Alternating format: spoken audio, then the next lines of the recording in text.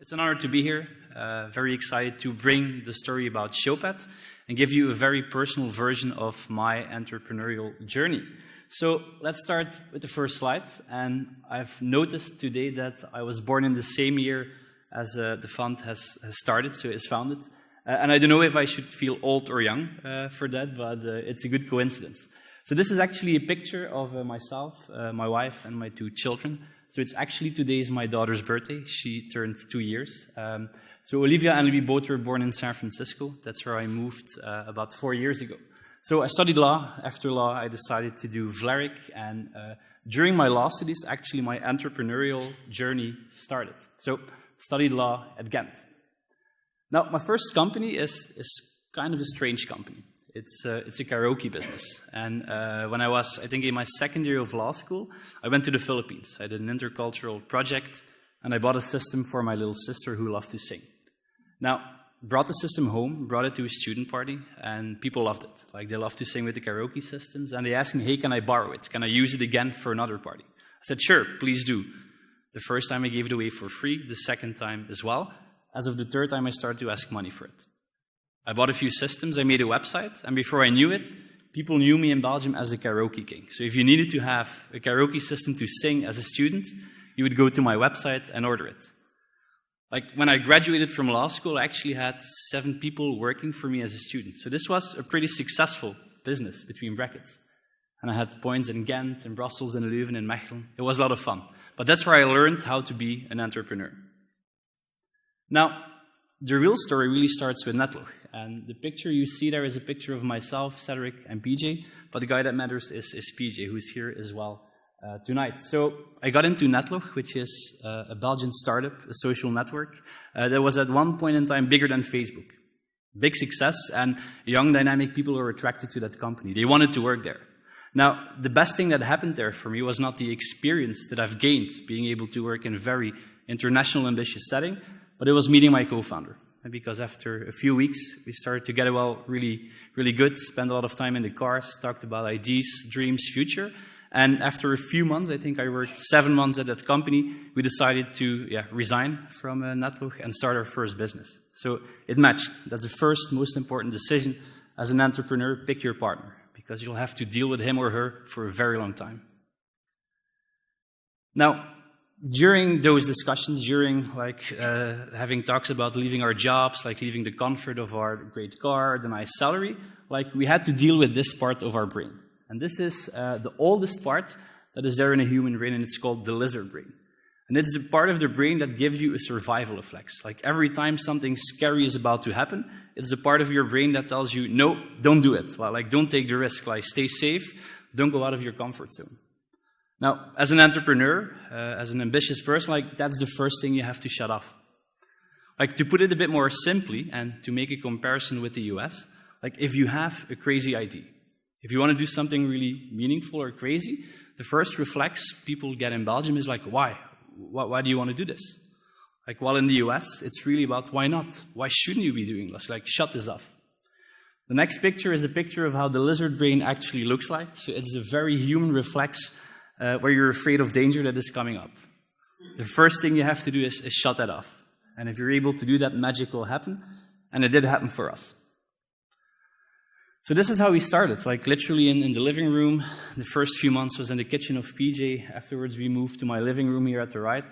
Started a company with no money and just an idea. And just to tell you a story about how much your education really matters, well, it matters, but not that much. So we started a software company called In the Pocket. Now, you should guess what the education was of the 3 founders. I studied law, PJ studied communication science, and the third one studied philosophy. It's everybody thought we were crazy. 3 non-engineers starting a software company. But we did it. We shut off the lizard brain. And then we got to Showpad, which is, In the Pocket. Showpad will come later. So In the Pocket is the first business we've started, and it develops mobile applications for smartphones, for tablets, on iPad, on Android, on Windows, the Bankcontact app, the Tijd, the Morgen, a great successful company. The first company we've built, and we're very proud of it. Still exists, 80 employees, located in Ghent. We started the company with 5,000 euros, which is the minimum amount of money you have to put in a company. Like the first year was pretty tough. Like we had no salary, we had to share a car with a family for about a year, and it's all about surviving. Well, we managed to get through that first year, get our customers, and made this company successful.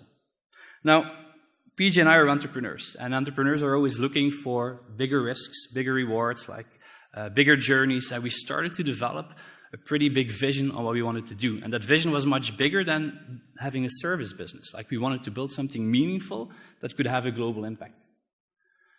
And this is actually a screenshot of the first whiteboarding session we had around Showpad. Like really the first time we talked about the idea of our product, like we put it on this Gantt chart, and we started to brainstorm and think, what should we build? What should we do? Pretty quickly we came onto the idea of Showpad. So Showpad, very simply, because I'm not here to pitch Showpad, so we're a sales enablement platform. And every company who has salespeople out there, they need to have software for their salespeople to find presentations, present them, and share them. Like, very simple, that's what we do. But there's a huge market. We've done a pretty good job building a product that people love. Now, if you look at Showpad today, it's been pretty well tried. In the last 5 years, we brought the company to about 220 employees. We are a global company as of year one. I will talk a bit more about that later. So after a year of starting the company, I moved to San Francisco. We raised a lot of money we need to grow, money we need to think globally, to think successfully. And yeah, we're one of Europe's fastest growing startups. So it has been a pretty intense last 5 years. The future looks bright, and we're very happy where we are today. So I think the majority of the talk today, I would like to talk a bit about my experiences in the US. And what have we done there? So moved to San Francisco about 4 years back. I actually moved back to Belgium last month. So I learned a lot about the US. I learned a lot about thinking global. And I would like to talk about the impact that the US had on myself, but also on Showpad. So what have I learned in the last 5 years? I learned a ton, so I tried to summarize it pretty briefly. So first of all, I want to talk about Belgians. I mean, because of the 220 people we have in Showpad, roughly 160 are Belgians, maybe a bit less, but we also have Belgian employees in the office in the US. Now, if you look at all the Belgians we employ, they're highly educated, they're smart, they work hard, they're humble, they're super adaptable. And I think that's definitely a quality you see as well with people being sent abroad here. Like, Belgians know how to adapt. Like, we speak multiple languages. Like, the fact that we live in a country where you cannot drive longer than 3 hours without having to speak a different language, that's pretty unique in the world. And that capability, that asset that we have, we should cherish that more. Every Belgian that works at Showpad can very easily adapt to different cultures. Like, US people have a more difficult time doing that. They're a bit more dominant in how they think about their culture. So it's definitely something we have to cherish. When you want to do business in Europe, like our location, the geography, super powerful. Like, you can go to Paris in 2 hours, to Berlin in a few hours, to London in a few hours. So Belgium has a lot of strengths. But by being in the US and by working a lot with people across the globe, we've also seen that, I mean, look, we have some weaknesses. We have to be honest about them. We have some stuff we have to improve on. Like, we're a pretty risk-averse society. Again, remind my remark in the beginning, why versus why not? Like, if you want to do something crazy, like, why not? Why shouldn't you do it? Yeah. How do we deal with success? Like, in Belgium, sometimes, pretty often, if you become too successful, like, they will get tough on you.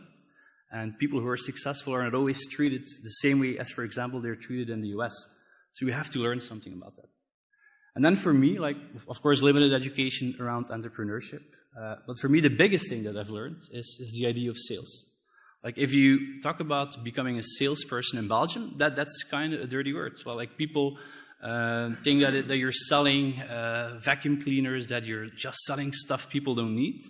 Well, in the US, it's the opposite. And one of the biggest ways for improvement that I see in Belgium and in Europe is to upscale ourselves when it comes to selling, when we upscale ourselves to marketing. Because we build phenomenal products. I still remember one of the first pitches that we gave in the US, where the investor figured out after about a minute we were not American. Because when we started our presentation, he told us, like, look, every American would start with a vision. He would start with, how are we going to change the world? While people in Europe, people in Belgium are very focused on their product. And I think that's a great thing. But, like, we need to educate ourselves a bit more around the idea that sales is something super powerful. So what can we learn from the US? Like, they can learn a lot from us, we can learn something from them. they have a very positive attitude. So when I asked my wife what she's missing the most now we moved back, is like the positive vibe that surrounds people from the US. And especially in San Francisco and New York, there's a vibe around like every day will be better, we're building the future, we're changing whatever we can. And that's pretty addictive. Paying it forward, super important. Like when we arrived in San Francisco, like nobody knew Showpad. We were a small company from Belgium, like 20 employees, almost no revenue. And suddenly that little Belgian company came there and wanted to build a great sales team, wanted to raise money, and wanted to start playing with the big boys. Now, the help we got there, like proactively paying it forward, was incredible. Like executives from Fortune 500 companies, like experienced entrepreneurs who sold their companies, within a second they were ready to meet us and help us and guide us to do the things we wanted to do. Now, in Belgium, you're starting to see that as well. But having that paying it forward mentality is so crucial for entrepreneurs because everybody, has been at the bottom. Everybody had to start one day. And having people proactively helping you and guiding you to your journey is super important. Thinking big. Again, I want to keep stressing that. If we build products or services, we have to think bigger because we have the capabilities to build products or services that can change the world. Well, sometimes we don't believe it ourselves. Like start to be a bit bolder, start to be a bit more ambitious. Sales and marketing focused, I already talked about that. If there's one thing we can learn from people in the US, it's their ability to market and sell a product or a service. That's just part of who they are. So a while back, I got a conversation with a friend of me who has a 7-year-old daughter in his school, and she got homework. And I think it's very typical for people in the US. And the homework was that she had to go home and pick her favorite object at her house, and then sell it to the whole class why it's so amazing. But those little things force people to sell, force people to think about how to convince somebody. Because as an entrepreneur, and even as an employee, as somebody ambitious, you're selling all the time. You're selling to your parents, you're selling to your boss, you're selling to your employees, we are selling to the investors, to the customers, to everybody. I'm selling to my wife. You have to learn how to do that. So I think that's something that we should focus on more. So another lesson that we've learned, the self-fulfilling prophecy. We've been talking about this since the day we started. We've always given ourselves very ambitious goals. Sometimes goals we, in the beginning, didn't believe ourselves. But the moment you start to believe your crazy goals and you start to act on it, things will actually happen. This is a framework we really believe in. It starts with yourself and you believing yourself that you're able to build a company that can conquer the world. Because if you don't believe it, it will for sure never happen. So it starts with this. Another lesson that I've learned is, there's no substitute for hard work. You cannot hack yourself to success. You cannot think that with working 5 hours a week or a day that you'll get there. It's blood, sweat, and tears. But personally for us, another thing that is as important is staying humble. One of the key values of Showpad is to be humble as an employee. Because I'm convinced that that's a characteristic of a person that brings you the furthest in the world. Be humble, don't think as yourself, as somebody who's the smartest in the room. Collaborate, and things will go well. So that's a principle that has guided us. And to end with one of my favorite entrepreneurs, you don't learn to walk by following rules, you learn by doing and by falling over. And that's what entrepreneurship is all about. That's what success is all about. And that's the message that I would like to bring to all of you today. Thank you.